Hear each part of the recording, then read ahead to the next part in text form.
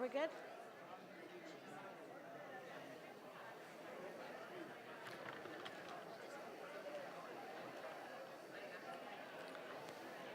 Good morning, everyone. Could I ask you to please take your seats? Bonjour, est-ce que je peux vous demander de prendre vos sièges? On va commencer dans quelques minutes, s'il vous plaît. Hi there. Hi. She's just going to take a quick look at the setup up there. Perfect.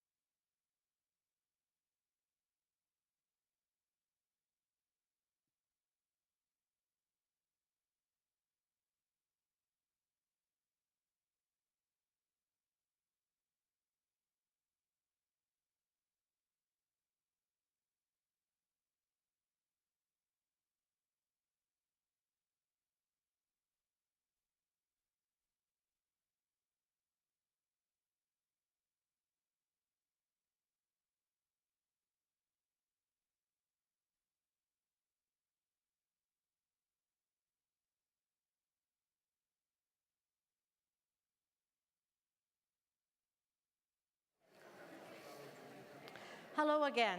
Could you please take your seats so we can begin?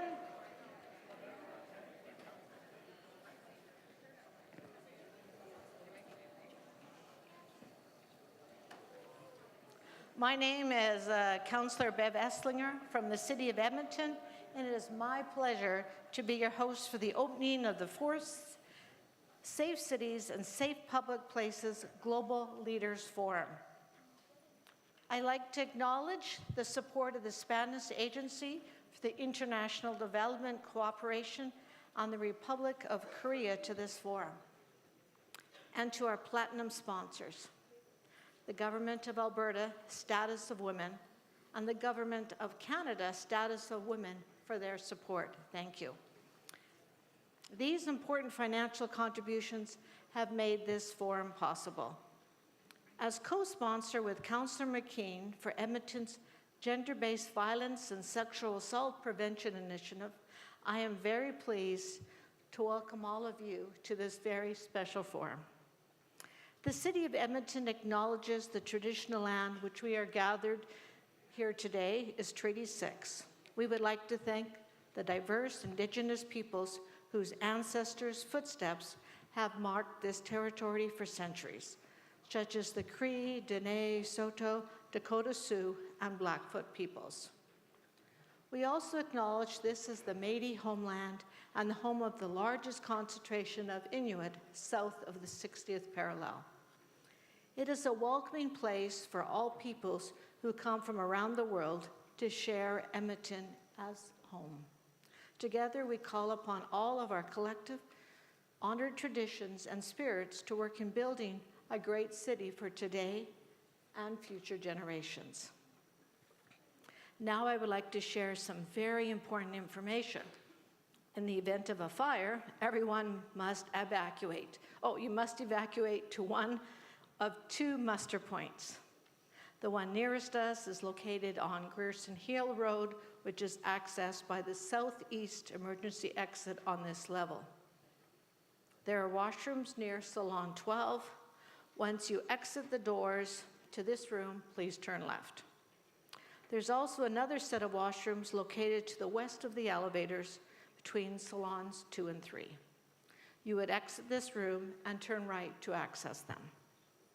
Also want to let you know that there will be a professional photographer taking photos this morning. So if you do not wish to have your photograph taken, please advise our photographer, John, and he will ask permission prior to taking any photos of you. Now, some of you have come from great distances to be here, and some of you have come from a walk, a bike, or a car ride away. But we are all united for the Global Leaders Forum to explore innovative and visionary ways to change the conversations, to have engagement and response in order to end sexual harassment and other forms of sexual violence against women and girls in our cities. Co-hosting the forum with United Nations Entity for Gender Equality and Empowerment of Women, UN Women, in Edmonton will help to further coordinate efforts, raise awareness, and prevent sexual violence and other forms of gender-based violence in public places. Now, it is my pleasure to introduce you to Asani. Asani is an Aboriginal women's trio from Edmonton who draw from their cultural heritage to create music that is accessible to a wide audience, but delivers a powerful message from their hearts. They have performed across Canada and internationally at prestigious venues such as Carnegie Hall in New York, the Kennedy Center in Washington, D.C., and the Saddle Dome in Calgary. They have performed for the Dalai Lama, Her Majesty Queen Elizabeth II, and at the 2010 Olympics in British Columbia. And now they are going to perform for you. They are Debbie Huell, Cheryl Sewapagan, and Sarah Pocklington.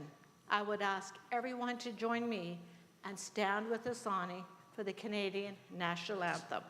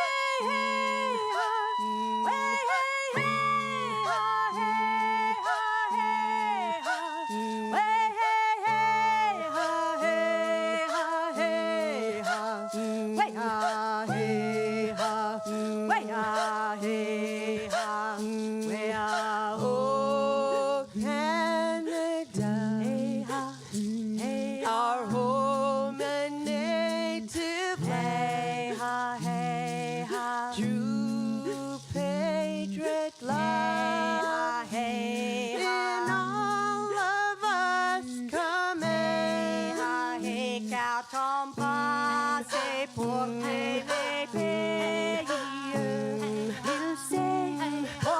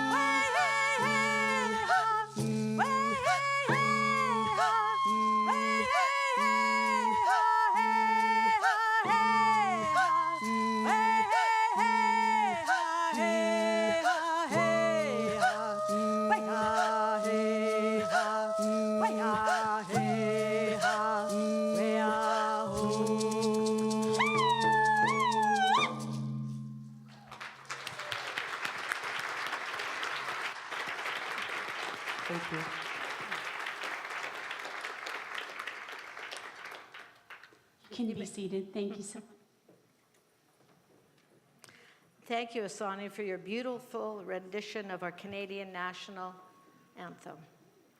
My next guest is Lorraine Macasso, who is an elder with the Confederacy of Treaty 6 First Nation.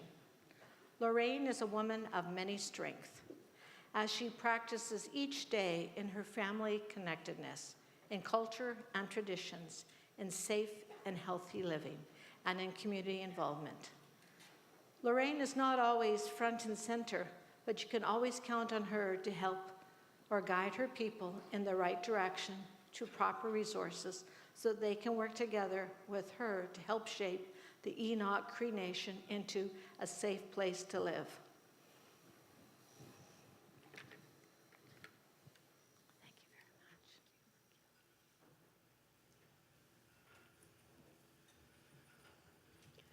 Good morning, everyone. It's an honor to be here, and I could see so much power in this room with all the beautiful women. I'm here to welcome you to our Treaty 6 territory. I'm very proud to be up here today and to be part of the gathering here today. I ask all of you to join me in a blessing and to remember that our communities need to be safe. And we've worked hard in our own nation at Enoch to bring a lot of safe mechanisms in for all our people. There's so many things that affect us with all the unsafe things that come our way, and we have to stand strong and deal with all these issues. And as women, we are caregivers, and when we stand strong, we're standing together, and we'll keep moving forward. I ask you now just to say in your own way the blessing for yourself and for your families and everyone else for today, and I won't say my blessing over the mic. Hi, hi.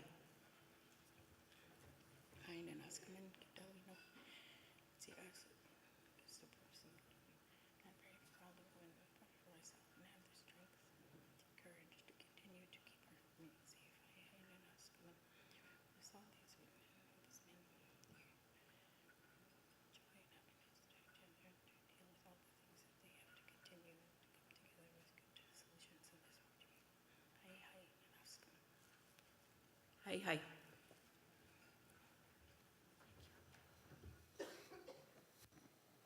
Thank you, Elder Lorraine, for participating in today's forum and for bringing us a blessing. Thank you very much. My next speaker is the Honorable Danielle Larrivee, Minister of Children's Services, Minister of Status of Women, and Deputy Government House Leader of the Government of Alberta. The City of Edmonton and the Government of Alberta Status of Women work in partnership as part of the UN Women Safe Cities Global Initiative to End Violence in Edmonton and Alberta. On September 7, 2016, Edmonton became a member city of the UN Women's Safe City Initiative. Member cities are required to undertake a scoping study to ensure the city's initiative is informed by a clear, evidence-based approach to address sexual violence against women and girls in public places in Edmonton. We have formed a collaboration, and at this time, I think I invite the minister up, and then we will introduce the committee.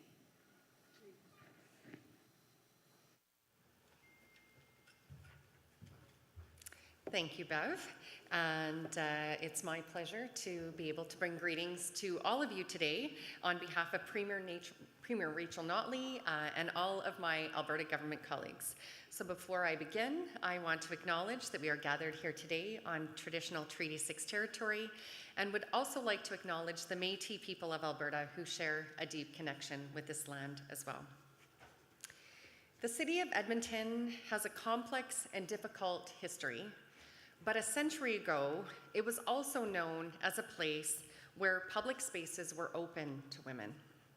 Our legislature was the first in the British Empire to have elected a woman. We were the first in the British Empire to have a female judge. Edmonton had Canada's first female police officer, and nearly a century later, I stood on the steps of the legislature to watch the swearing in of Alberta's first gender-balanced provincial cabinet. I think it's incredibly fitting that this week, Edmonton became the first city in the global north to welcome this important forum. We're honored to host delegates from over 25 countries for this forum. It's not only a chance for all of you to enjoy our very balmy weather, but to share experiences and perspectives and how we can all be leaders in our own local and international contexts. I'm proud our government could be a partner with the City of Edmonton and UN Women because there's so much that we can learn. And that's the reason why that we are all here, isn't it? To work together, to stand together, and to bring back new ideas, perspectives, and opportunities. We may represent more than 25 countries. We may be separated by borders and oceans, literal and figurative.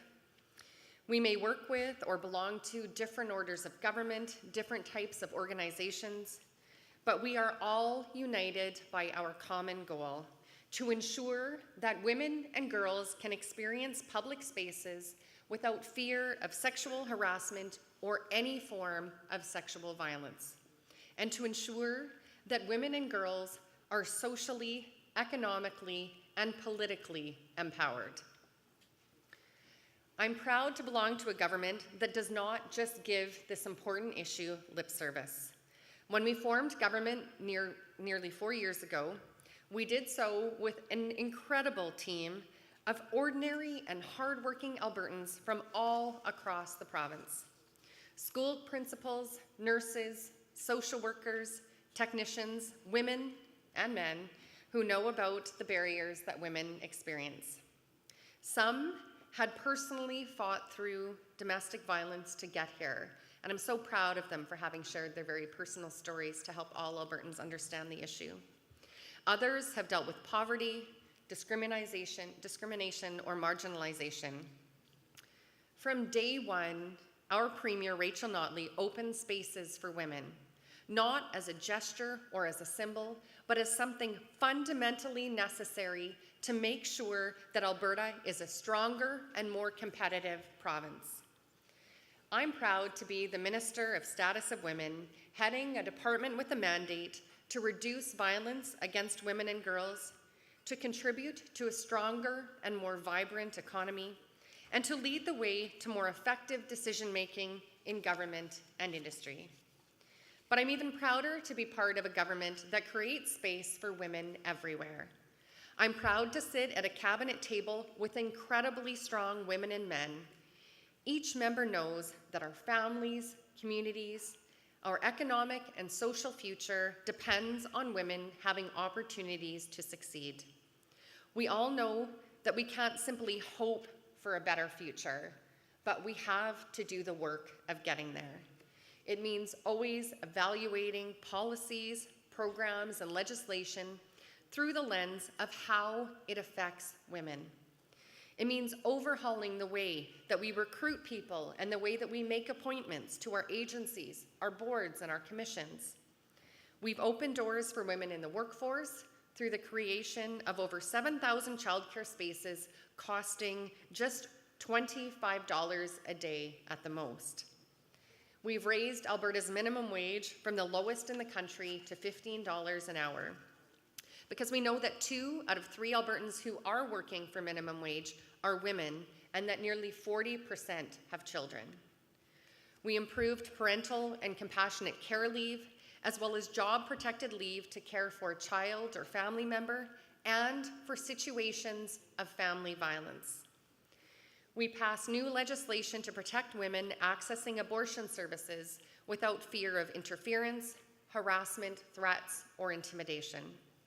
And we introduced new occupational health and safety rules to help prevent workplace bullying, harassment, and violence, and to better support victims. Over the past year, we've heard many public figures speak out about their experience of sexual violence. And while the Me Too movement has felt like a seismic shift on some days, on other days, there are heartbreaking reminders of the status quo. It has been incredibly positive to see growing recognition that sexual violence is not something that we can shrug off. It is pervasive and pernicious, and it thrives in darkness and indifference. As light has been shone on some dark corridors of power, we are reminded that sexual violence thrives in many other dark places as well. As the Minister of Status of Women, as a mom, I can't help but feel concerned for the future of my own daughter. This is why we all must take leadership in creating a safer and more inclusive environment. Our government has stood firmly behind a commitment that every Albertan should be free to live without fear of sexual harassment and assault.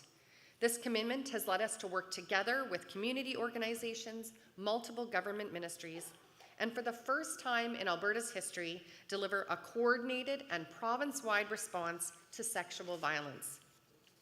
We're helping survivors access the legal system regardless of how much time has passed. We've increased resources for sexual violence services, which means more counseling, police and court support, and crisis assistance in more communities. And we're working with the Elizabeth Fry Society on a project to provide free legal advice to survivors, something that we're tremendously excited about and looking forward to seeing that roll out. We've committed to improving how Alberta's social, health, justice, and education systems respond to sexual violence. We've invested more in programs and services to prevent sexual violence and support survivors, sexual assault response teams, a new best practice guide for police investigating sexual violence cases, and the addition of workplace violence and harassment to the occupational health and safety regulation. We've committed to helping shift our culture toward believing survivors, challenging harmful myths, and building a culture of consent. Advancing the safety of women and girls in public spaces is not the responsibility of any single government, any one agency, or any single organization. Preventing and responding to sexual violence in our cities is not just about firsts. We've made good progress, but we can't stop there. We won't stop there. As this forum shows, it's about all of us working together to get there. We may be separated by borders and oceans, but we are united by our common goal of safety for our women and children in our public spaces. So thank you so much for sharing that passion and for being here. Welcome to Alberta, and I'm very excited to hear about all of the incredible progress that we're going to make over the next few days and conversations. So please enjoy.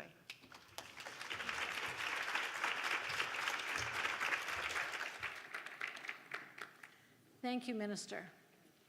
This is truly a collaborative work with the Government of Alberta through the Status of Women and the City of Edmonton.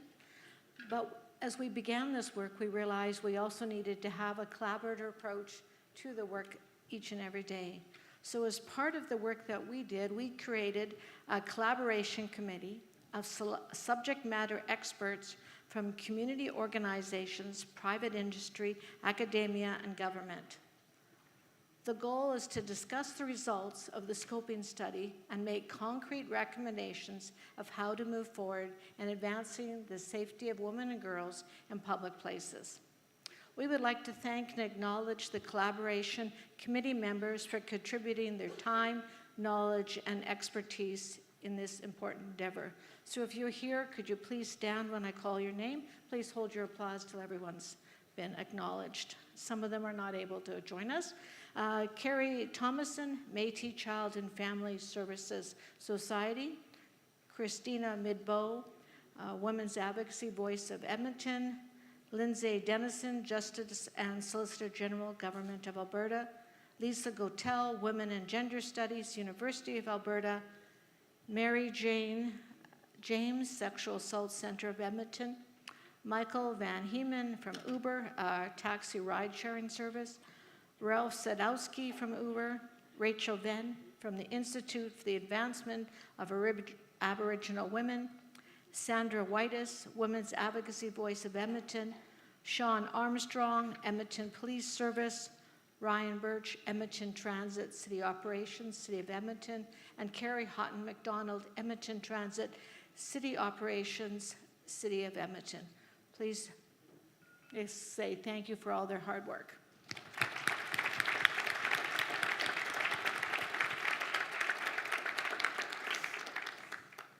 My next guest is President Audrey Poitras of the Métis Nation of Alberta.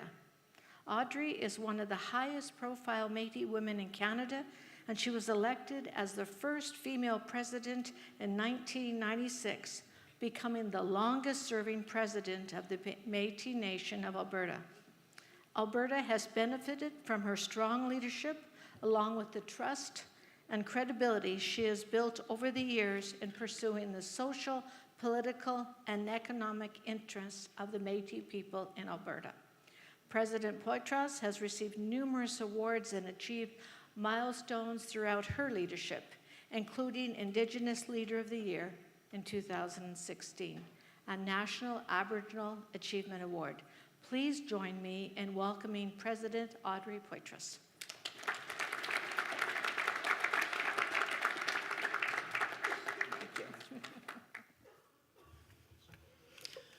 Good morning. Thank you, Bev. Mayor Dawn Iverson, the United Nations Women, honored guests, community activists, leaders, academics, and experts from around the world. On behalf of the Métis Nation of Alberta, our council, our staff, and all the Métis citizens of this province, it is my pleasure to welcome all of you to our beautiful city of Edmonton, our province of Alberta, and our country, Canada.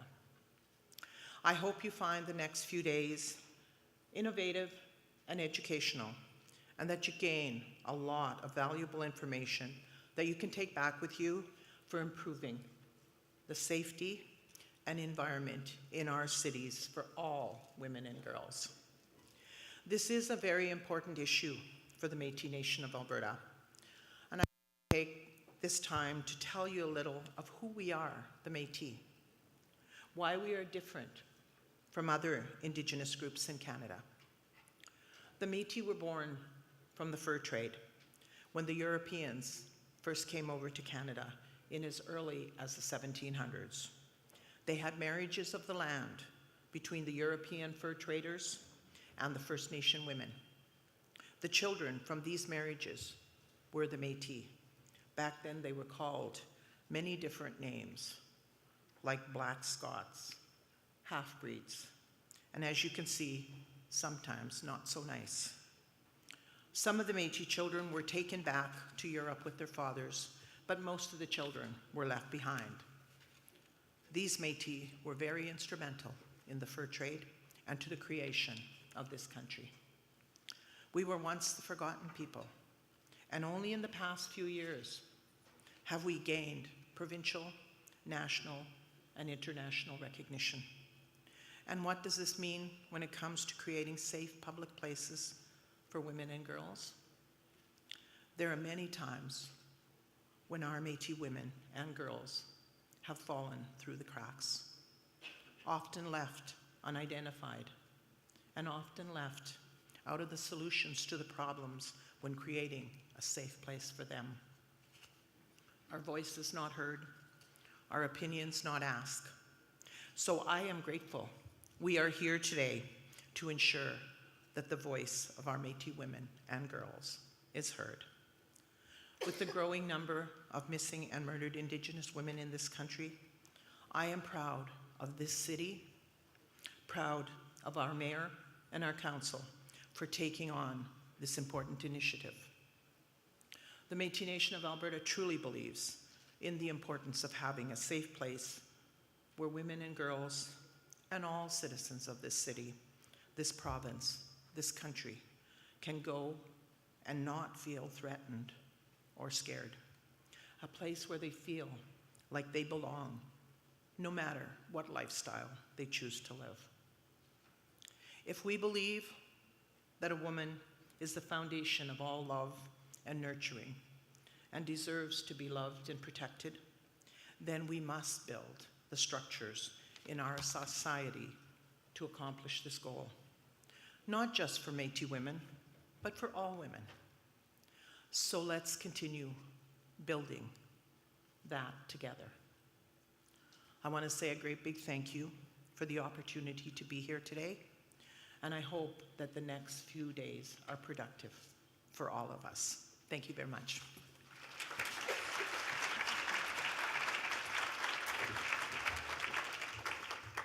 Thank you, President Patras, for your remarks. I'd like to introduce to our next guest, Regional Chief Marlene Poitras. This year, Marlene Poitras made history as she was elected as the first woman by the Assembly of First Nations since it formed 40 years ago.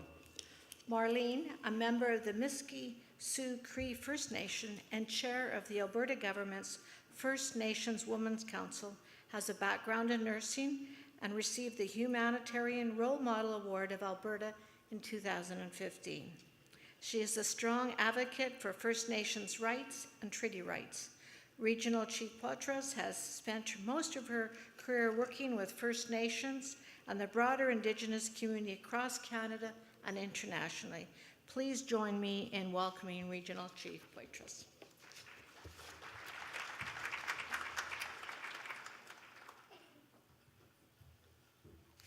Well, unfortunately, she's been delayed, so we'll be flexible and move on. So now, let me see, I've messed up something here. Well, now it is my privilege to introduce my mayor, the mayor of the city of Edmonton, Mayor Don Iveson. He was first elected Edmonton's 35th mayor in 2013, and he has led Edmonton's transformation into a more uplifting, resilient, and globally competitive city. Harnessing a new confidence among Edmontonians, he is focused on the priorities of growing an opportunity economy, building a more family-friendly city, accelerating our leadership on energy and climate, and planning for 1 million people, all while strengthening integrity and performance at City Hall. And on a personal note, since I have suggested that we bring the UN Women to Edmonton, he has been unwavering in his support of women's issues. I know he is the co-lead on the Women's Initiative, and I've heard him say that last term when I was the only woman on council, there may be only one woman on council, but there was more than one feminist. Please welcome Mayor Don Iveson.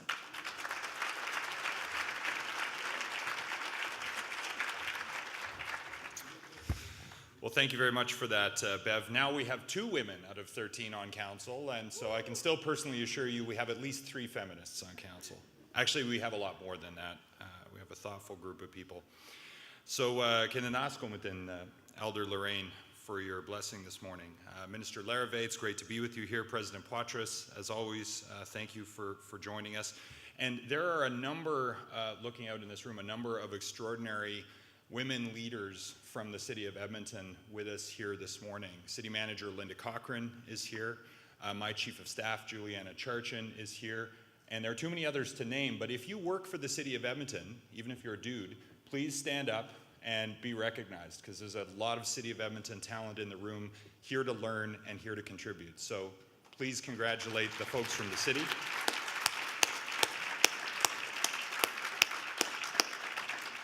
This is one of those many hands make light work things. So on behalf of my city council colleagues, I'd like to welcome you all to Edmonton. And I'd especially like to recognize the work of my colleague and friend, Councillor Bev Esslinger, from whom I have learned a tremendous amount in our time working together. And in particular, note her leadership on building the program for this event in the coming days. She has dedicated a tremendous amount of personal energy and commitment to foster and promote access to services, equality, safety, and opportunity for women in our city. So please join me in thanking Councillor Esslinger for her leadership.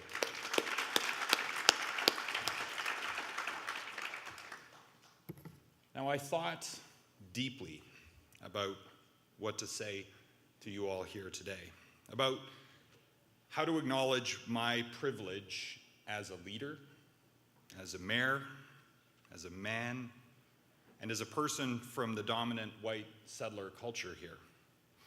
Now, after all, we're gathering at this crucial moment, at the apogee of Me Too and its time, and time's up.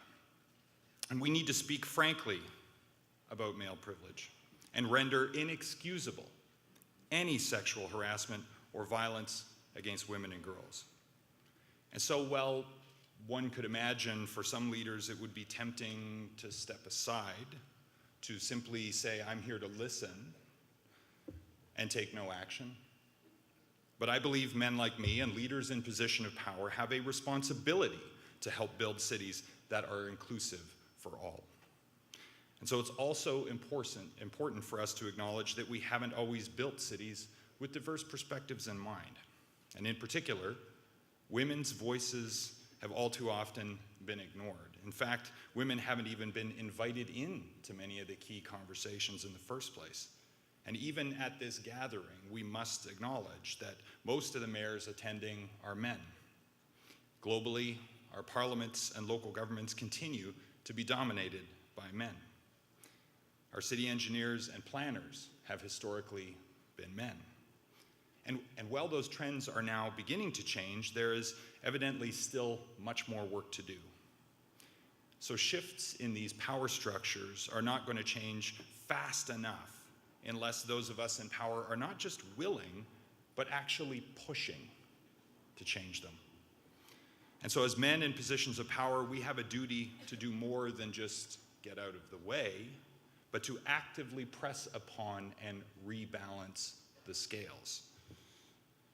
Now, I describe Edmonton as an uplifting and enterprising place. Enterprising because we are not afraid to tackle audacious challenges, inclusive even of these topics.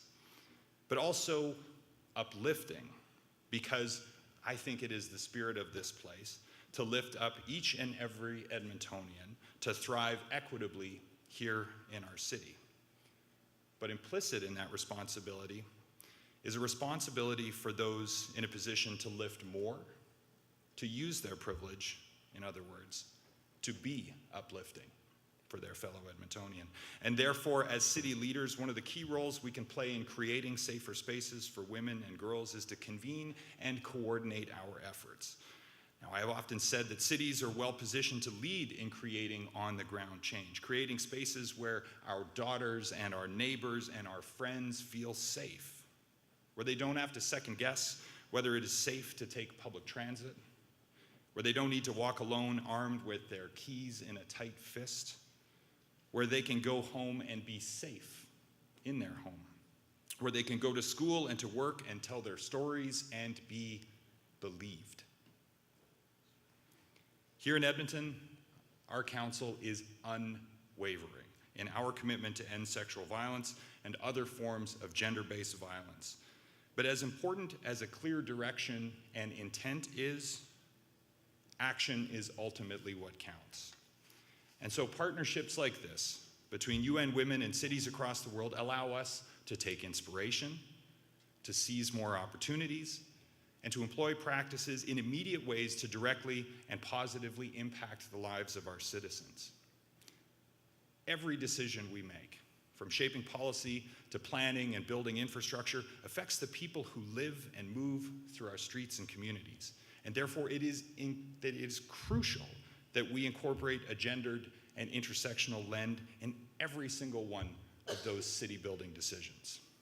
And now I firmly believe, and I think my colleagues do as well, that when cities are safer for girls and women, they're safer for everyone. So as we convene this week, I'm committed to listening intently, learning collaboratively, and most importantly, taking action on the recommendations that will invariably arise from our dialogues. And so I would like to sincerely thank UN Women for their unending dedication to creating change here in our world.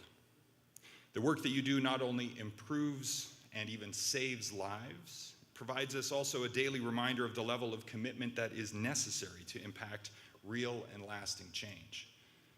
And so to close, I'll share that for me, perhaps the most important key performance indicator of my work as mayor is to build the kind of city that when the time comes, my kids will never want to leave, probably long after I'm retired. But for my 6-year-old daughter, Alice, and for all the young girls in Edmonton, I never want them to second guess their safety or their equality or their dignity or their value here or anywhere else. And for my 9-year-old son, Dexter, he needs to be enlisted in the work as well. Because we are not only committed to making things better for women and for girls, but all of us to making change for all of our children, regardless of their gender expression. Imagine a city and a world with kindness and without violence, with respect and without victimization, with equality and without sexual violence. That is what I want for both of my kids. And so thank you so much for bringing this work to our city, and we wish you a productive and inspiring time here in Edmonton. Thank you very much.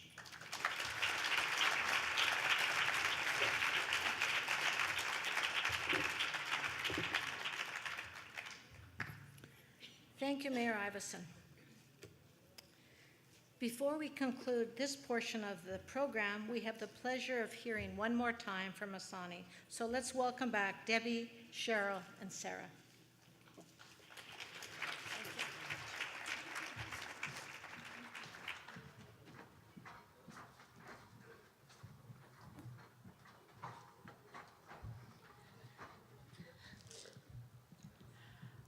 We would like to share a blessing song so that as you gather and learn and share these next few days, that you take those teachings and take them back to where you have come.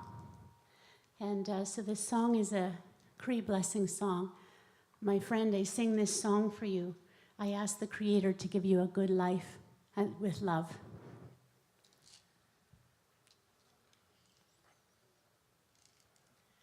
Niwichiwagan, nitikoche.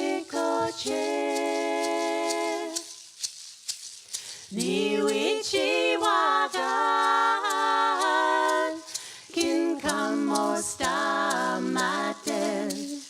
Kimanito minao, nindo tamawao.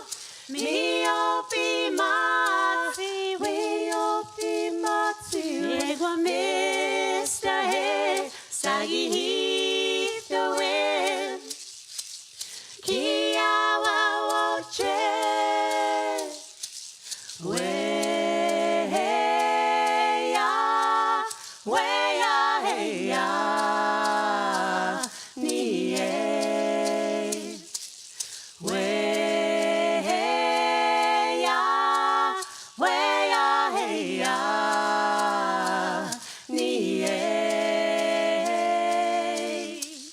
Niwichiwagan, nitikoche. Niwichiwagan, kinkamostamaten. Kimanito minao, nindo tamawao.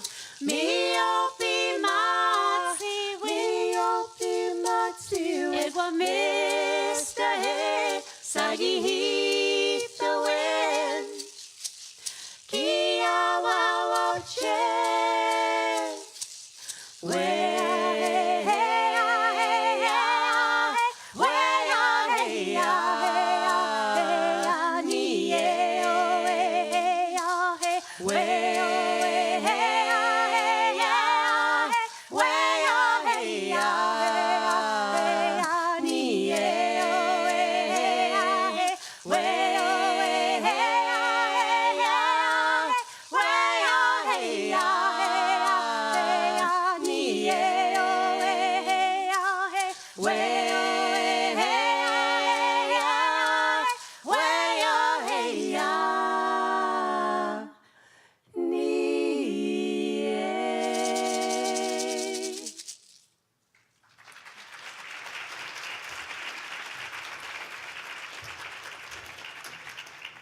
Thank you. It was wonderful to hear you sing again. Thank you for joining us this morning.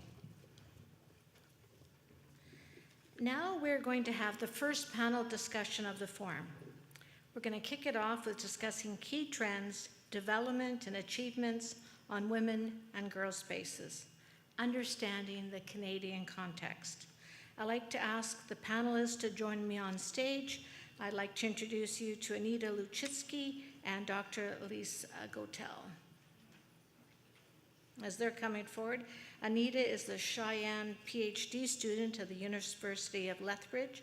She is the founder of the Missing and Murdered Indigenous Women's Database, a comprehensive resource collecting case data on missing and murdered Indigenous women cases in Canada and the US. In her work as a researcher, she has assisted with policy advocacy and development, awareness campaigns, services provision, and culturally grounded research on missing and murdered Indigenous women with First Nations governments, nonprofits, research institutes, and policymakers at local, provincial, and federal levels. Our other panelist, Dr. Elise Gotel, is a professor with the Department of Women's and Gender Studies at the University of Alberta and was recently named the new Landrex Distinguished Professor. Dr. Gotel will be researching the justice gap experienced by survivors of sexual assault in Alberta as part of her new Landrex Distinguished Professorship. Her overarching research expertise is in the area of gender and law, and she has published widely on such topics as equality litigation, constitutional jurisprudence, obscenity law, and sexual assault. Following the panel discussion, we will have a keynote address by Jay Pitter, who is an author and placemaker. But first, let's begin with our panel discussion, and I'll invite Cheyenne.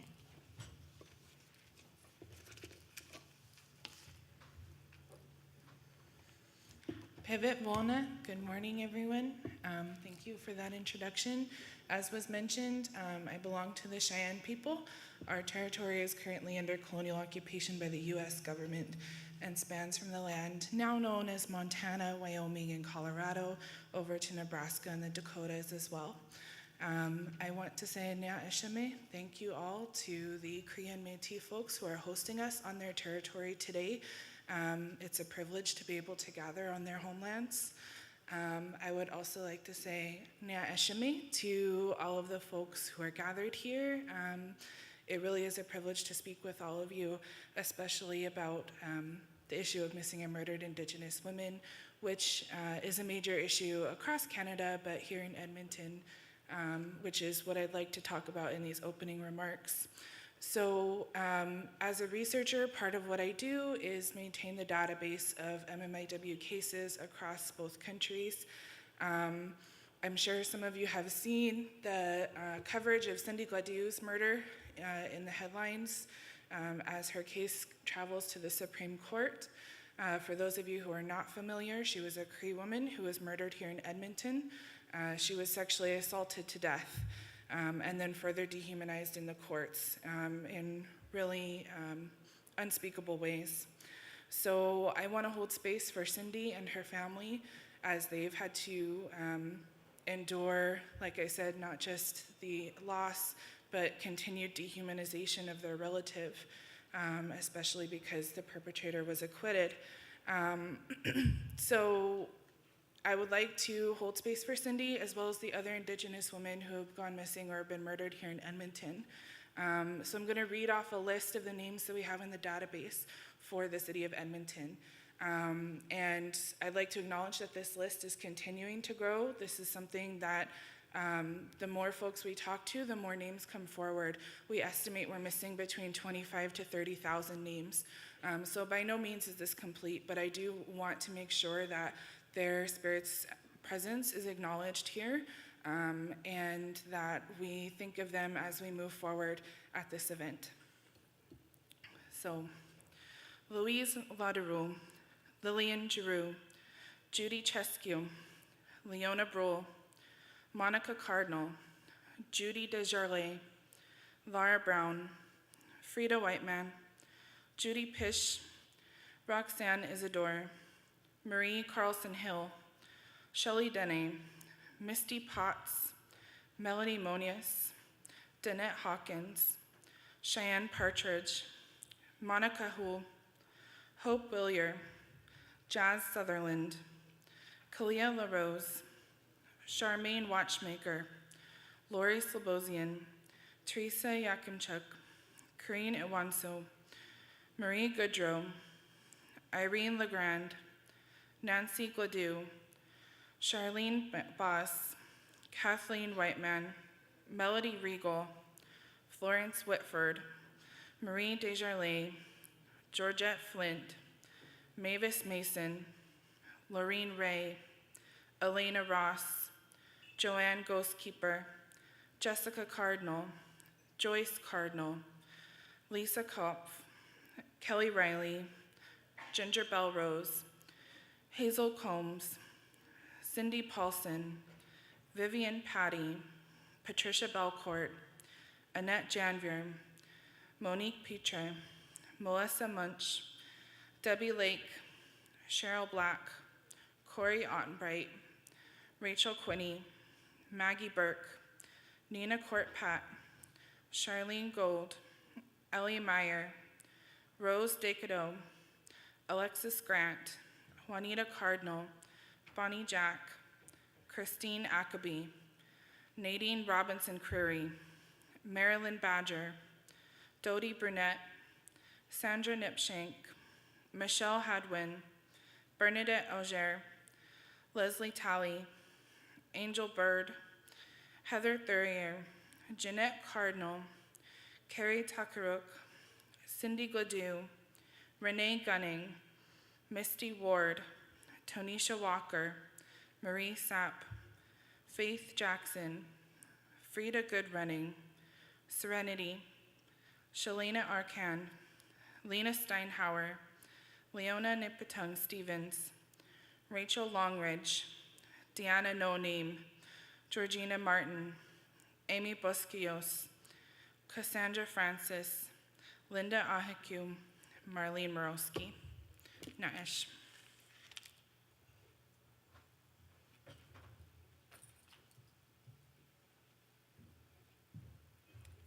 Thank you very much. Now we'll invite Dr. Gotel.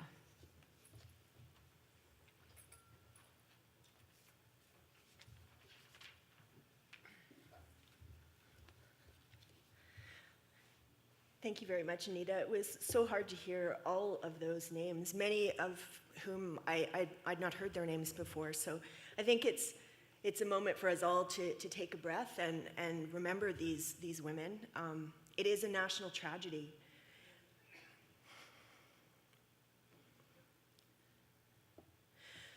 So I'm honored to be here today on Treaty 6 territory, a traditional gathering space for so many Indigenous people, including the Cree, Blackfoot, Métis, Nakota Sioux, Iroquois, Dene, Saulteaux, and Inuit.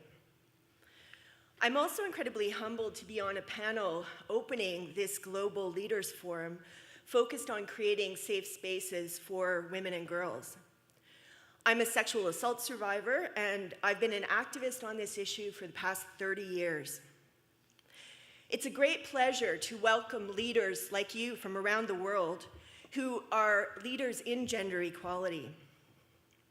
And it's also so nice that the weather in Edmonton is welcoming you as well. I've been asked to provide an overview of key trends and developments in the Canadian context in a few short minutes. My research is on legal and policy responses to sexual assault, so most of my comments are going to focus specifically on sexual assault. I want to address the extent of the problem in Canada, legal responses, and finally, quickly, the policy context. And towards the end of my remarks, I'll also address public forms of sexual violence against women. So how widespread is this problem in Canada? The sexual assault of women is a widespread, pervasive problem that reinforces gender inequality. Statistics Canada's most recent general social survey from 2014 found that 3.7% of Canadian women experience sexual assault annually.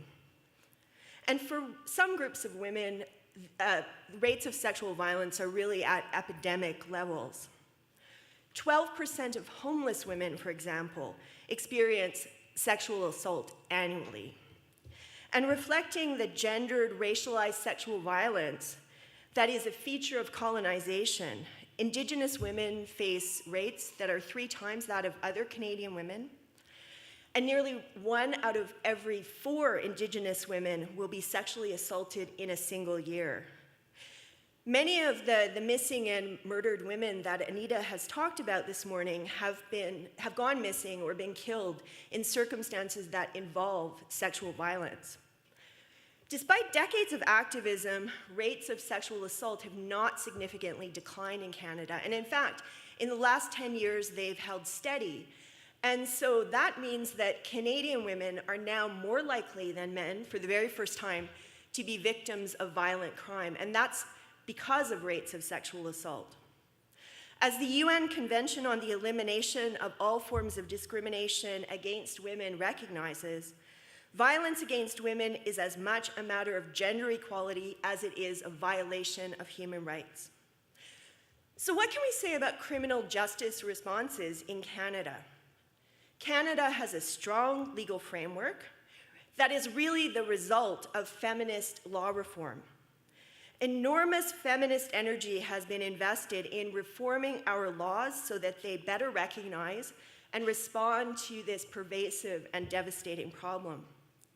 Canadian criminal code provisions defining consent and seeking to protect complainants in trials from discriminatory and humiliating cross-examination are understood to be among the very strongest in the world.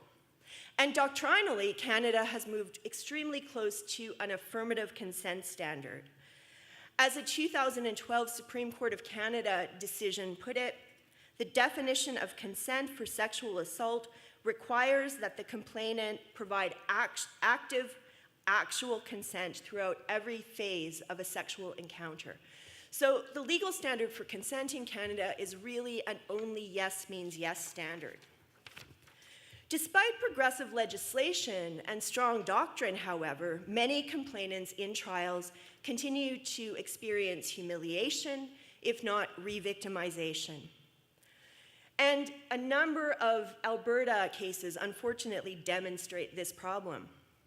In a 2015 Calgary trial, for example, Judge Robin Camp repeatedly referred to the young Indigenous homeless complainant as the accused, as being amoral, and asking her why she hadn't just kept her legs together, her knees together, if she didn't want the sex to occur.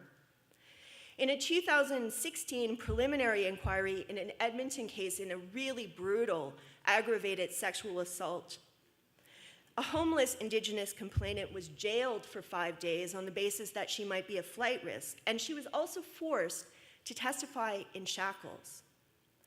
These and so many other stories of the mistreatment and re-victimization of complainants results in a really rational distrust of the criminal justice system, and that's reflected in police reporting rates, which are extremely low in Canada.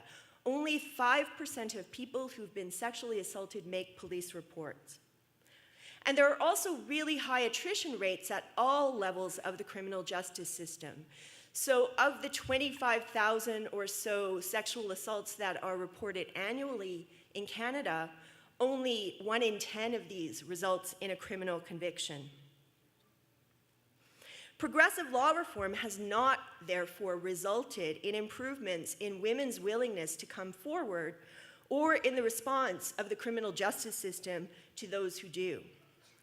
So I want to shift now briefly to the broader policy context because, as you all know, Sexual violence is a widespread and complicated social problem that requires social policy innovation, public education, stable funding for frontline organizations and advocacy groups, gender-sensitive urban planning, transit, and also alternative justice approaches that complement the criminal justice system. Sexual violence cannot be addressed through criminal law alone because criminal law applies a very individualizing lens to a systemic social problem. And criminal law is also an after-the-fact response to sexual violence that has already happened.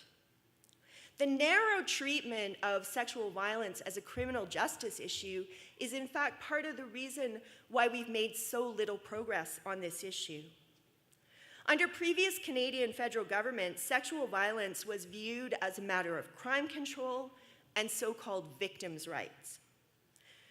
Through this framing, the problem of sexual violence was individualized and it was degendered. For a while, it became almost impossible to talk about violence against women. And the links between gender inequality, racism, poverty, and sexual violence were really obscured. And I don't think we can make progress on this problem without making those links. The Women's Legal Education and Action Fund, an organization that I chair, is part of a coalition of equality-seeking groups calling for a national action plan on violence against women. In the spring, we presented recommendations to the UN Special Rapporteur on Violence Against Women. And we called on Canadian governments to take a coordinated approach to solving the problem of sexual violence. In a decentralized federal system like ours, responding to a pervasive and complicated problem like this requires coordinated action by all levels of government.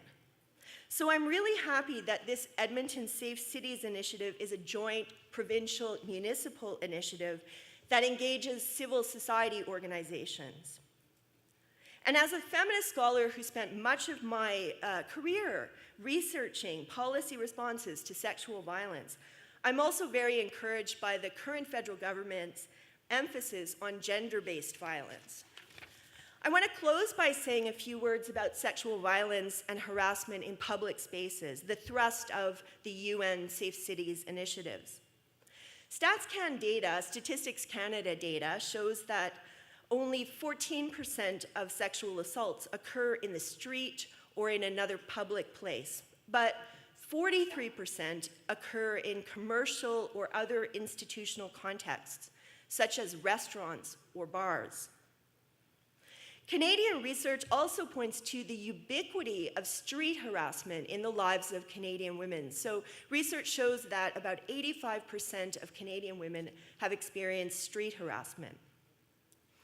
UN Safe Cities initiatives are focusing our attention on the problem of street harassment, which has existed really in a kind of jurisdictional no person's land until now.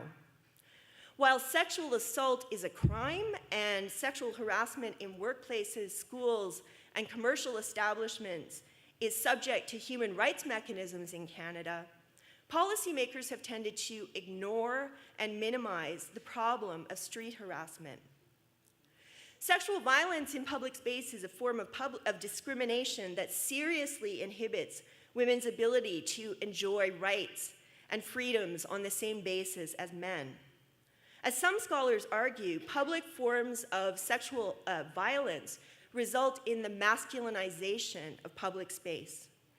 And anyone who watched the Kavanaugh confirmation hearings in the US a couple of weeks ago saw a powerful demonstration of public space as male and of the role of sexual violence in securing this. So, I want to close by saying that I hope that this week at this Leaders Forum, you have a good, productive week sharing your innovative projects that are both local and global. I'm extremely grateful for your work and for the leadership of UN Women in this important human rights struggle. Thank you very much.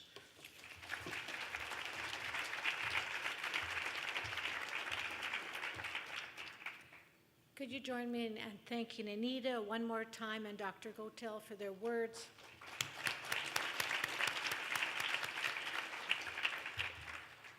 And at this time, if they would like to sit down at the table, be a little more comfortable, it's going to be our time to have our keynote speaker, and it gives me great pleasure to welcome Jay Pitter. Jay is an award-nominated author and placemaker whose practice mitigates growing divides in urban centers. She spearheads institutional city building projects rooted in neighborhood knowledge, focus on democratizing urbanism, transit equity, safe streets, healing fraught sites, and narrative-based public engagement.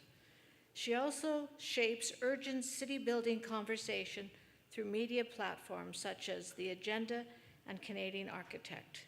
As a keynote speaker for organizations like the University of Detroit's Mercy School of Architecture and Massachusetts Institute of Technology, and as a knowledge producer in urban planning faculties across North America.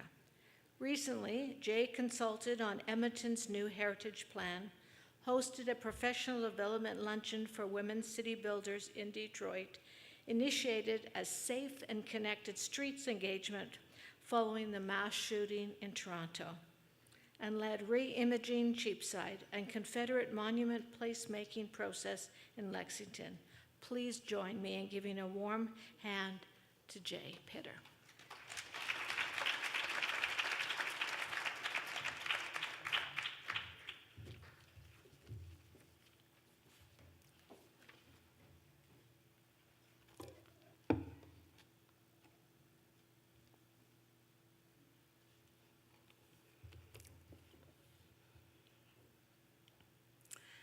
As a kid, I lived in a tower at the end of a dreamless street.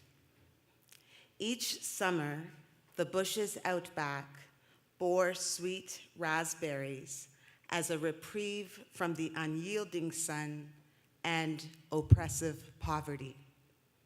But when Mikey the pimp moved into my neighborhood in the early 1980s, that tiny bit of grace was lost. From afar, I watched him seduce Kate, a stocky blonde who was barely 18, with a skittish gaze and an uncomfortable giggle. Soon he also won over her welfare-dependent single mother and moved into their 4th-floor apartment. Having established a base for his business, he recruited neighborhood girls, many of whom were the older sisters of my friends. All of them had intersecting vulnerabilities: poverty, low performance in school, prior sexual violation, and/or the lack of a male caregiver. Mikey's 2 cohorts and a couple of clients from more affluent neighborhoods followed. Not yet 13, I didn't fully comprehend what was happening, but I knew enough to mistrust men who wore red snakeskin shoes and shiny shirts. It wasn't that I was afraid. In my building, I'd regularly navigated blown-out hallway lights, perpetually broken elevators, shattered beer bottles from last night's fight, and women brawling over washing machines. But with Mikey the pimp's arrival, I felt an unfamiliar foreboding. Sadly, my instincts were right. One evening, while I was regaling my mother with the details of my day, a news report on TV caught my attention. The remains of a violated girl, identifiable only through dental records, had been found by a group of Boy Scouts. And not just any girl.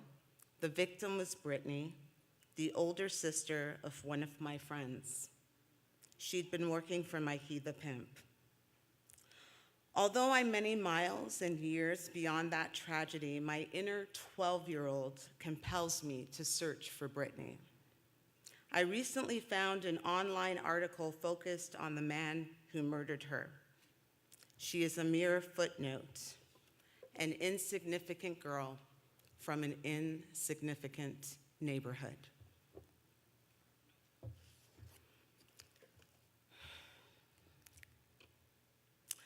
I'm honored to be your keynote speaker this morning because the issue of safe cities and safe public spaces is not just professional for me. It's deeply personal. I've carried that story across time, across neighborhoods, and across class lines, and still the injustice of it persists. A few years ago, prior to writing this book chapter, I did something I'd rarely done since my mother, who, after receiving her post-secondary education and moving us out of social housing, I returned to the neighborhood. I enlisted the support of a childhood friend and a photographer because I was intent on spatializing this tragedy and overall daily experiences that occurred within the 4-block radius of my poorly designed and isolated social housing community.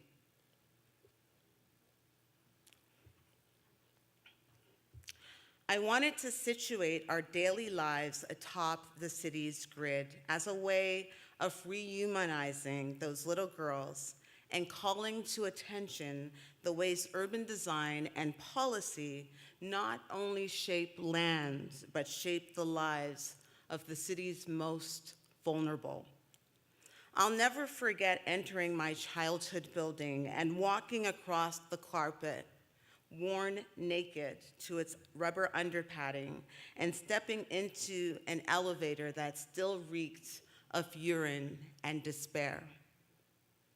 This is me standing in the stairwell, peering into the hallway of the 12th floor. To the right of this photograph is where I used to live with my single mom and my older sister. And as I'm standing in that moment, I'm remembering how afraid I was as a girl growing up in that community. The elevator was always broken, and so I often had to walk up 12 flights to my apartment. And in the wintertime, because it was too cold outside, the sex and drug trade in my neighborhood found its way into the stairwell. And so I was always nervous about stumbling upon something. As well, in the hallway, the lights were perpetually blown out, and so it was very dark. And so I'm thinking about the experiences of that little girl. And after that, I move on to other spaces in my building. You can see there in the photograph of the stairwell, the rails are so poorly designed that there's so much space between them that a large child could fall through, the space. And so what the city thought was appropriate to do was to put some orange fencing, temporary fencing, and the equivalent of a Ziploc twist tie to seal it up. So that was the solution to that particular design deficiency. And then I returned to the laundromat, and you can see at the lower corner there, that's me in the laundromat, and standing off to the side. And I, as I have felt in many times in my adult life, I could tell that my presence made the residents who live in the neighborhood feel very uncomfortable, because I am something that I refer to as a class passer. So I no longer look or sound like someone who comes from the neighborhood where I grew up. And so they thought that I was sort of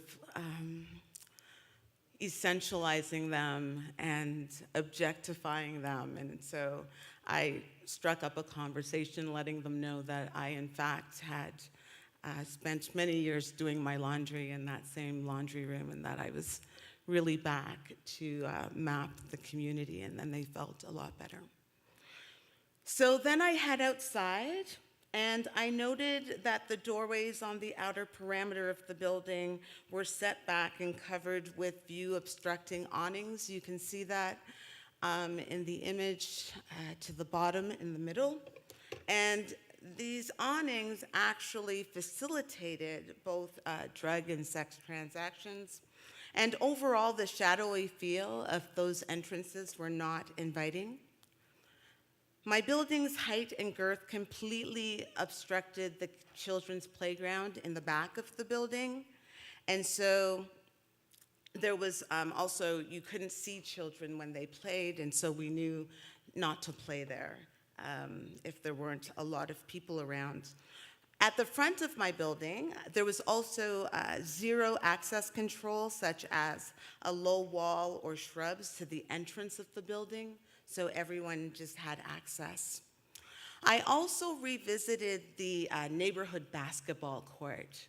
Now, the basketball court in low-income communities is sort of like the metaphor for hoop dreams, but we all know that that is a fallacy.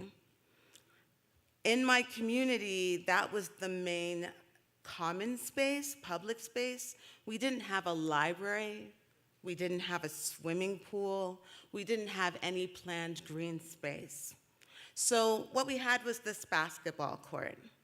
And this basketball court is, I don't know if you can see the stairs there, but it's actually designed below grade, below street level. And there's only one way in and one way out.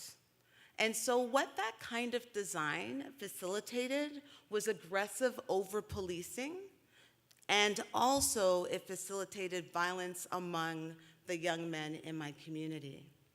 And so at one point, the young men cut a hole in the fence so that they could get away in instances of gun violence. And the city's response was to erect another fence, metal and impenetrable. So in that basketball court, it pretty much looks like a prison court. I also noted the lack of speed bumps and cycling infrastructure on the streets of my childhood community. And I went to the variety store, and I recalled how so the variety store was designed atop a hill, like a very steep hill. I don't know who had that brilliant design idea, but one day a car was parked, and the person driving the vehicle didn't put on their emergency brakes. And so the car started pummeling down the hill. It then took flight in the air, and it crushed one of my friends. This is a different friend in the same community. And I remember that she spent almost all of 9th grade in the hospital with a crushed pelvis. So as kids living in poorly designed, low-income communities, primarily with our single mothers working shift work, we had to be hyper-vigilant when navigating the public realm. So while walking through my old neighborhood, I realized that I'd been subconsciously mapping and auditing the public realm since I was a little girl. Here's my childhood map.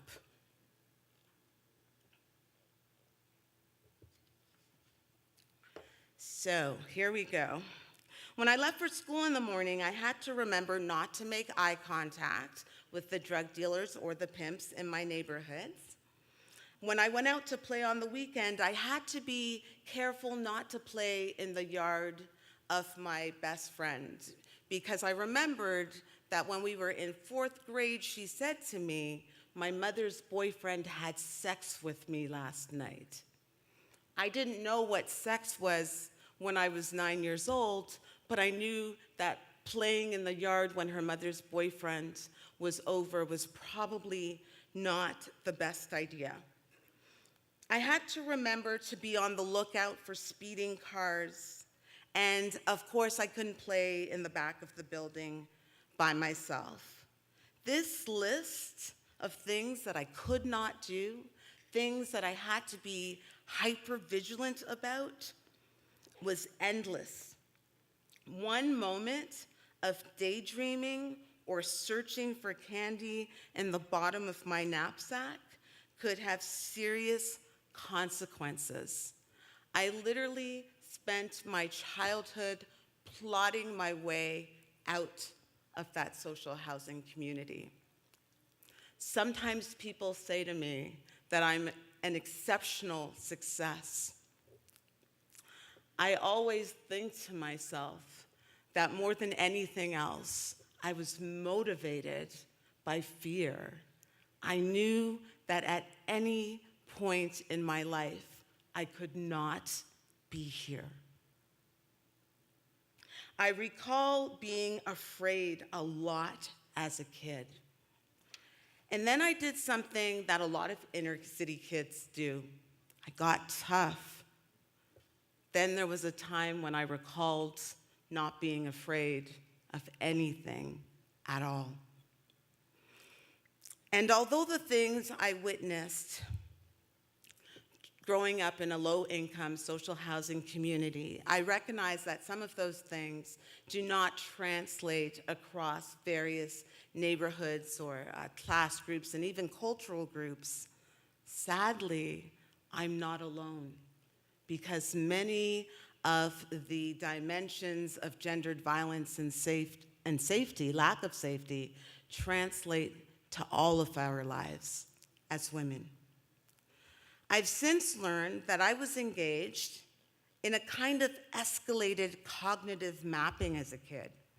So in really simple terms, cognitive mapping is a dynamic information gathering and sensory-based process humans engage with to understand how to move from point A to point B and how to behave in their external environment.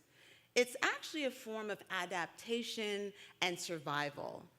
So in regular doses, when your mind does that, it's actually a good thing.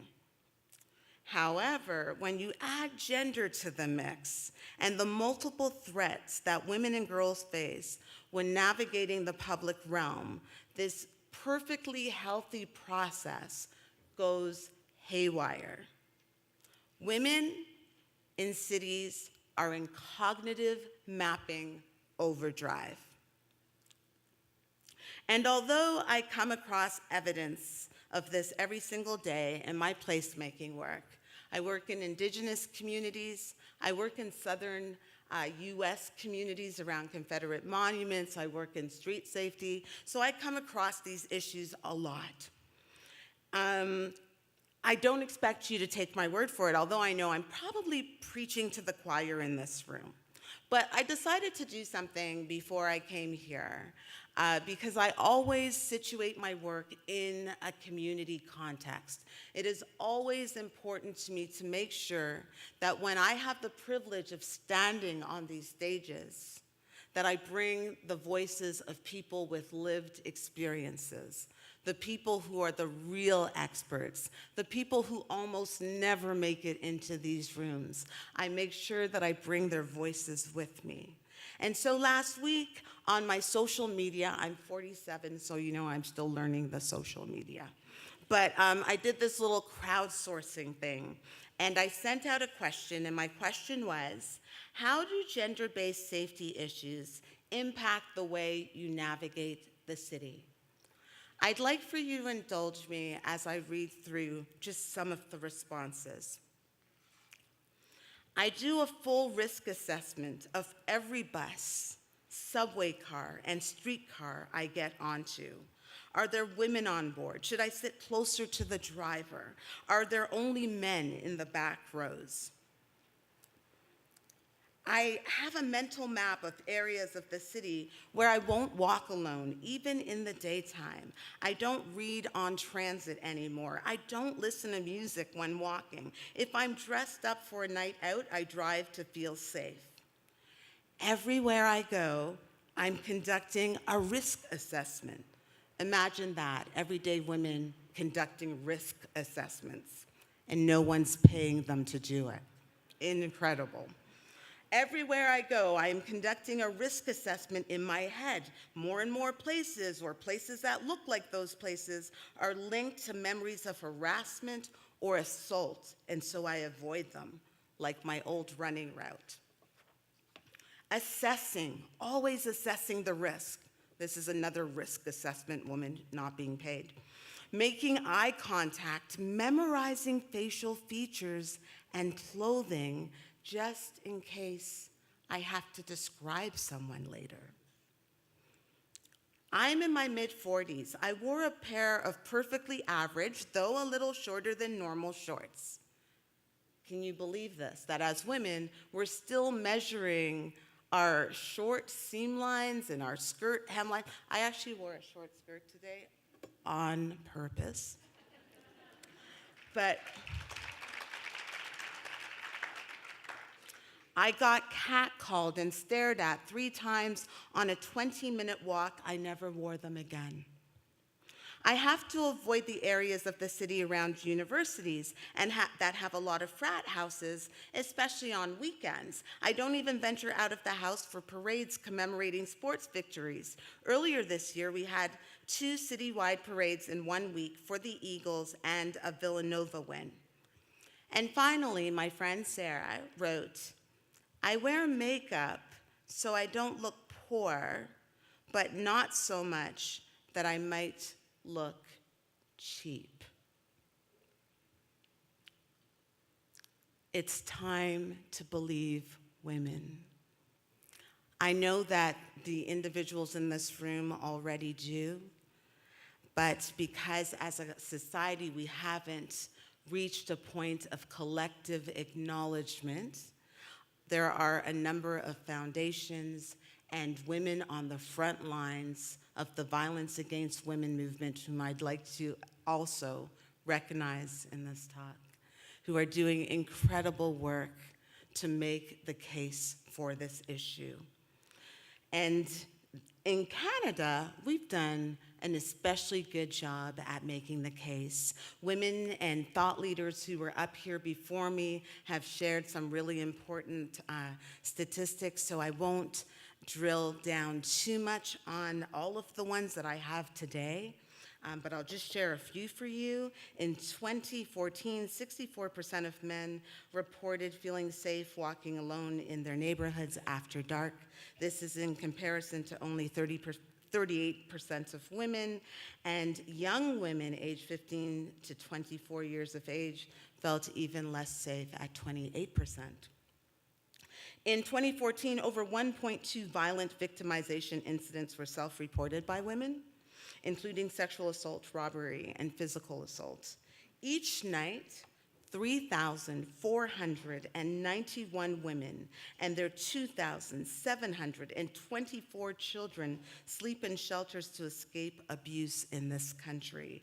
And another 300 women and children are turned away because of lack of beds and lack of affordable housing. Domestic violence rates, now this is something that a lot of people don't know. Domestic violence rates actually increase following extreme weather events like floods, wildfires, and hurricanes. In fact, after Hurricane Katrina, the violence between partners rose by 98%. Women are then especially vulnerable in those circumstances because services are not available to them either. And they're out of their homes and in the public realm, so then they become even more vulnerable to violence between themselves and strangers. We know that in Canada, we're facing more extreme weather events in our cities. So as women, we're not only, afraid of men, we now have the environment to contend with. Climate change is actually an aspect of gendered violence in the public realm. In 2013, this might be most shameful of all, but there's such a list of so many things that are shameful about this topic, I can't really pick the most shameful thing, but In 2013, we learned that women with physical and cognitive-based impairments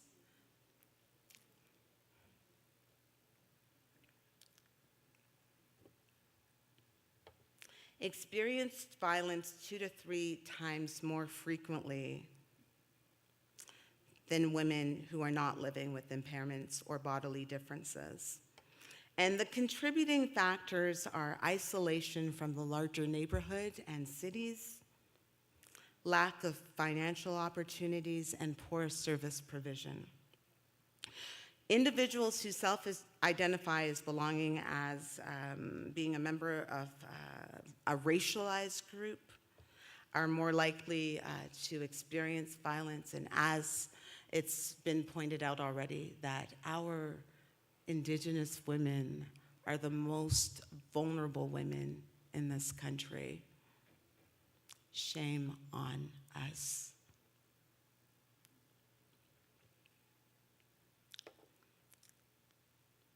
These and other findings are a part of a larger systemic city building problem. So as a placemaker, I'd like to delve into that a little bit more. So let's start with this. Design isn't neutral. Although design can be an important lever for positive change, we can't ignore that land use planning and development are tethered to colonial histories of land surveillance, displacement of Indigenous peoples, urban segregation, and environmental disruption. Space is gendered, and the public realm was never intended for women.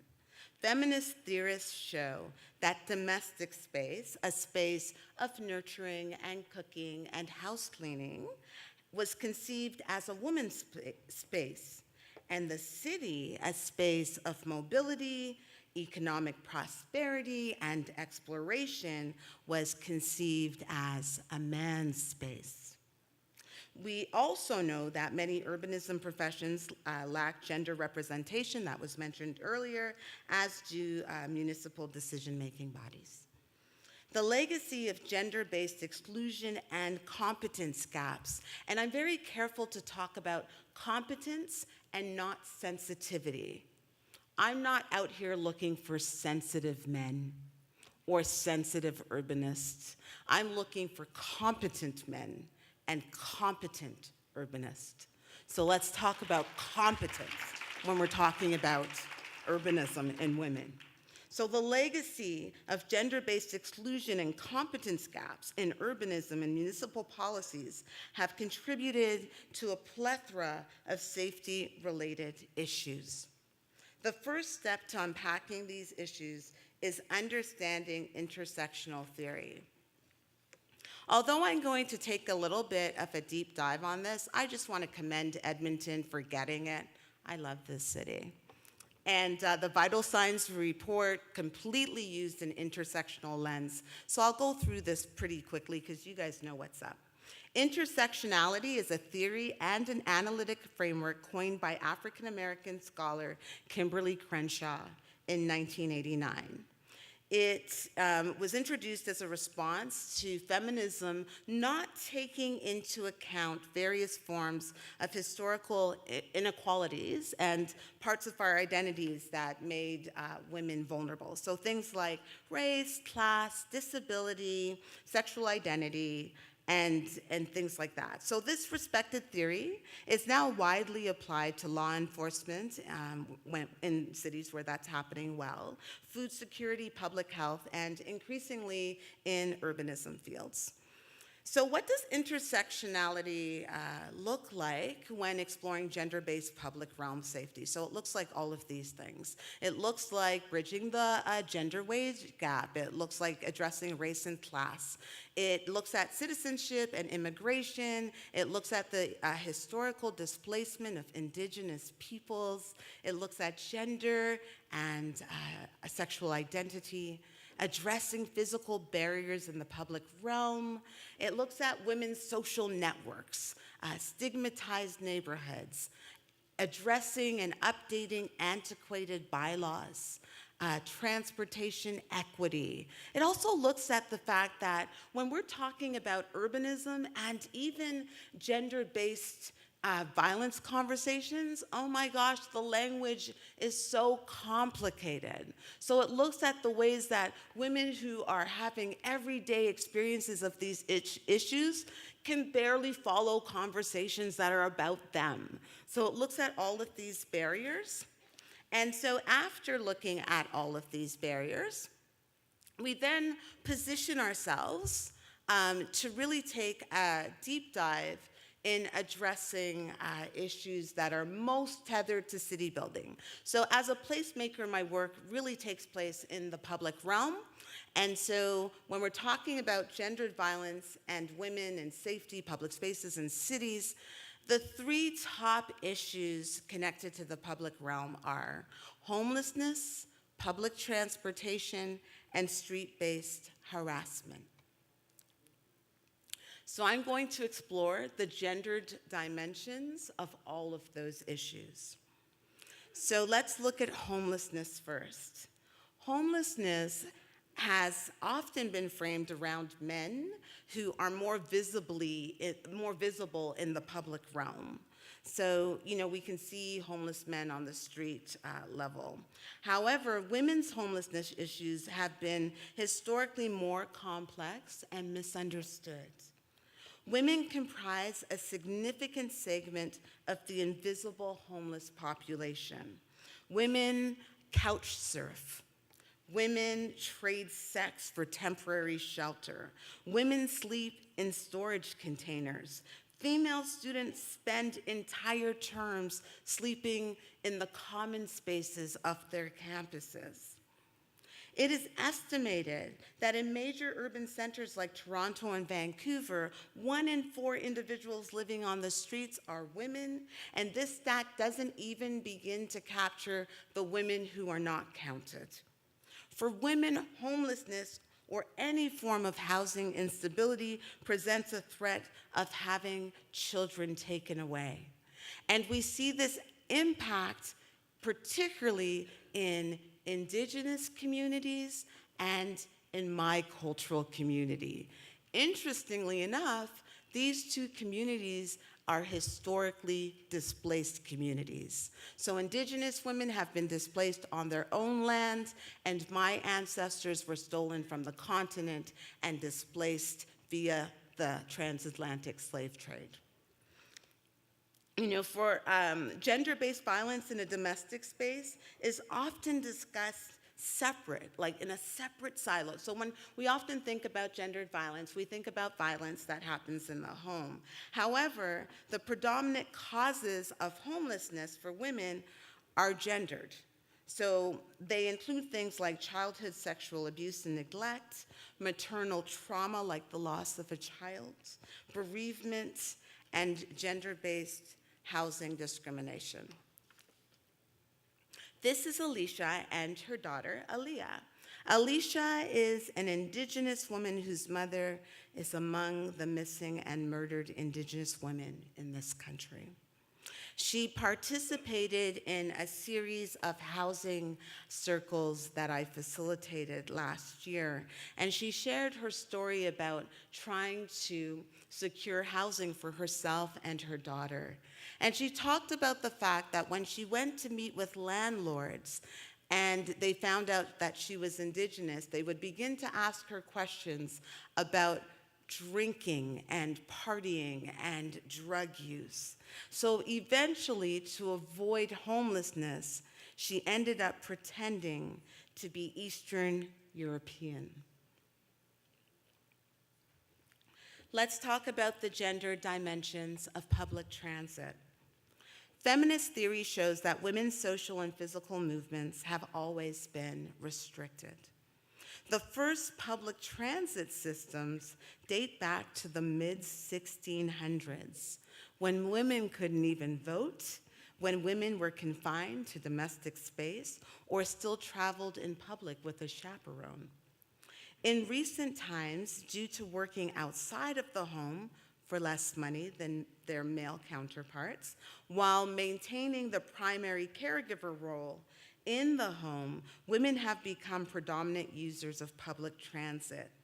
Responsibilities in both domestic space and the workforce also contribute to women taking cluster trips. And what that means is a woman going out and grabbing some groceries, then dropping her child off to daycare, and then running to work on time for a morning meeting.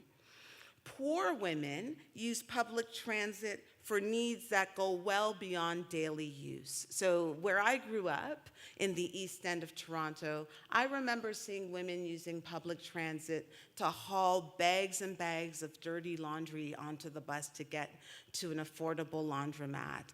I've seen women actually move their entire apartment using a bus system. Chairs, couches, pillows, all the things. Despite women's dependency and frequent use of public transit, many of us still feel unsafe on these systems. We're often fending off unwanted comments and touch. And in Canada, organizations like MedTrack have led important advocacy projects related to safe public transit infrastructure design and the Women's Stop Request program. So a few years ago, I led a participatory research project asking women about their experiences on public transit, and I gathered quite a number of stories. I worked with an artist named Belinda Ajida, and she was the one who captured these images. So the image with the mother and the young girl on the floor, that was a story that a mother shared with me about her daughter who is living with autism. And she just talked about how difficult it was to travel on transit with her daughter because sometimes the noise and crowds would lead to an episode on the bus. And there wasn't always understanding. The image in the middle talks about the ways that women are fat shamed and body shamed on public transit. And the other image was tethered to a story about a single mom who was working but had to walk 20 minutes to get to a subway that was accessible because she couldn't get her stroller up those stairs.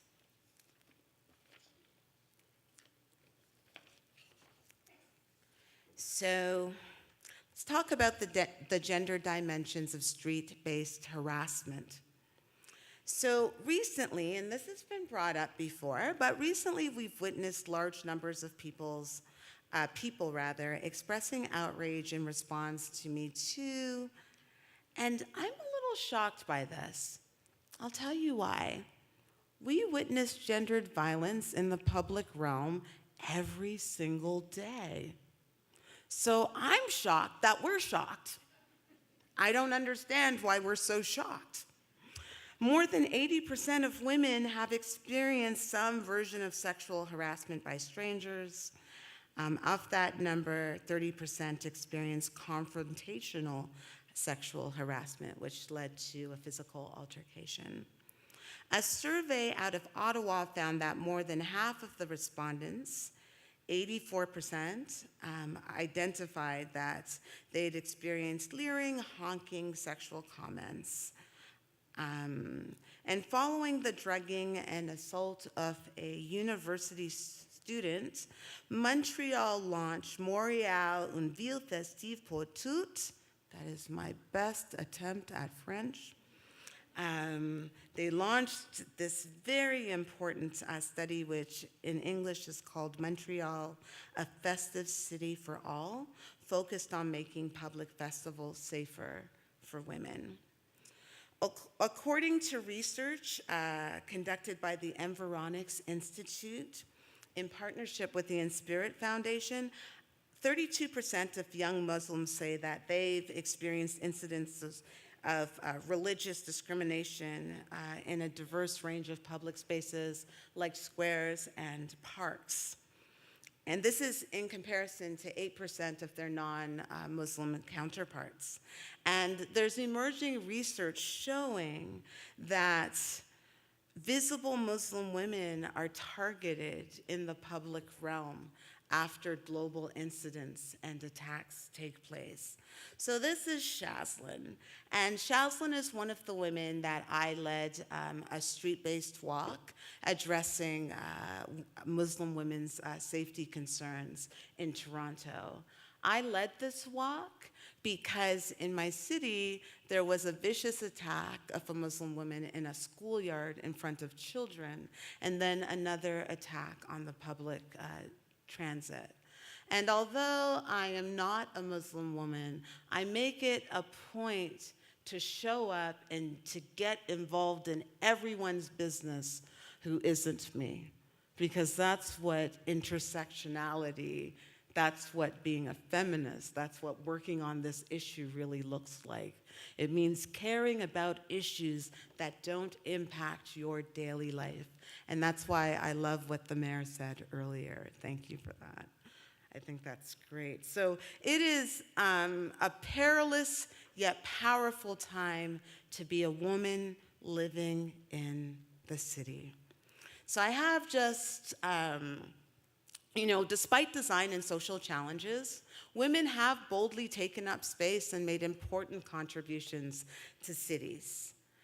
I see these women all the time, every single day. Women are doing amazing things. Women are working in more urbanism professions than ever before, and also making a significant contribution to their local neighborhoods.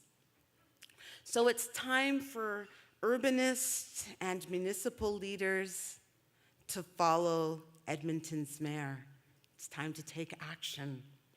So here are a few recommendations. Let's bridge gaps between domestic space and the public realm. Let's connect statistics to stories. Women deserve that. We've been throwing so many numbers out here that it's easy to forget that these numbers reflect real, live women.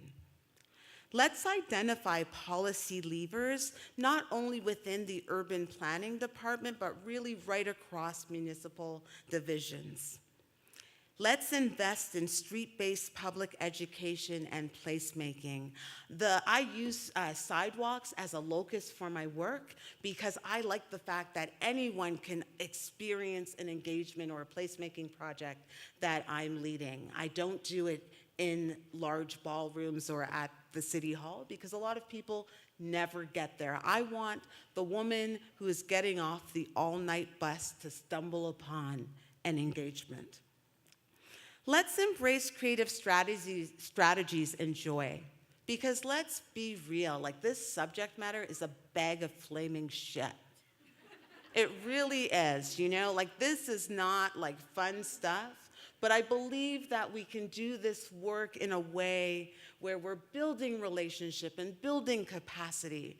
And I think that solving issues, city building issues, can actually be an opportunity. It can be a joyful process. So let's make sure that there's joy in this process. And let's be bold. Let's not make incremental changes. Let's make risky changes, big changes. If we're not taking risk, then it's not even worth doing.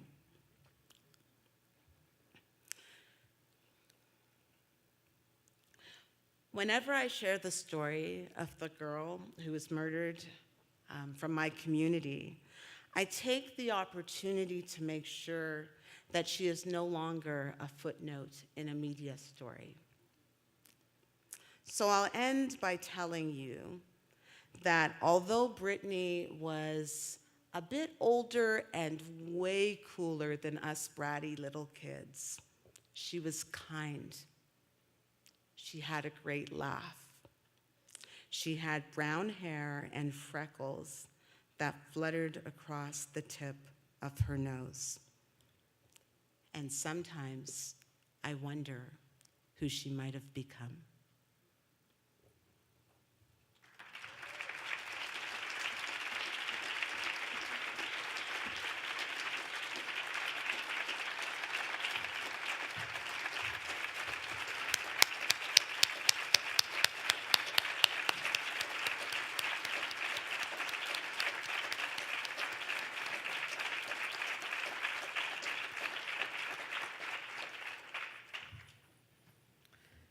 Thank you very much, Jay. That was informative, inspirational, and challenging.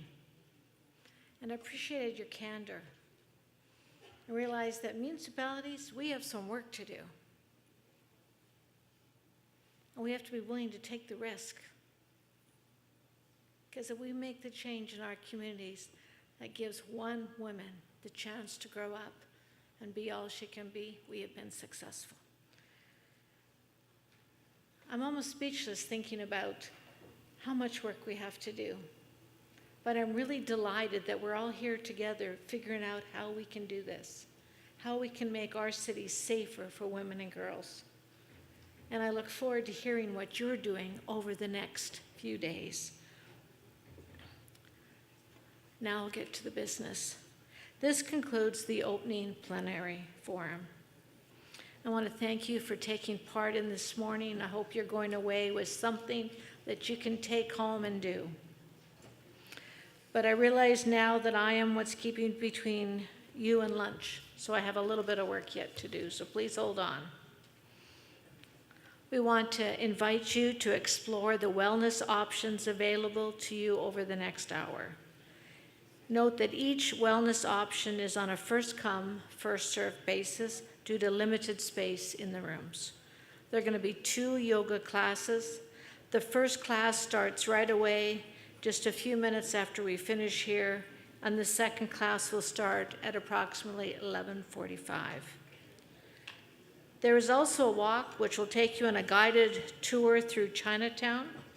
This walk will start at 11:30 a.m. Please meet the tour guide at the escalator.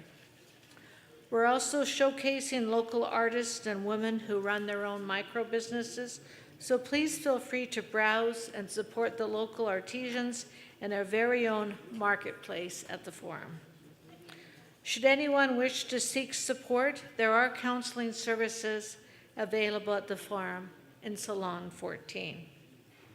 On a final note, you're all cordially invited to join Mayor Dawn Iveson at a welcome reception for evening of hearty food, live entertainment, and engagements of Edmonton's iconic and beautiful City Hall. The shuttle buses will be available from City Hall to the Westin and the Marriott from 7:30 p.m. to 9:30 p.m. We hope that you'll be able to join us. Thank you and enjoy the rest of your day.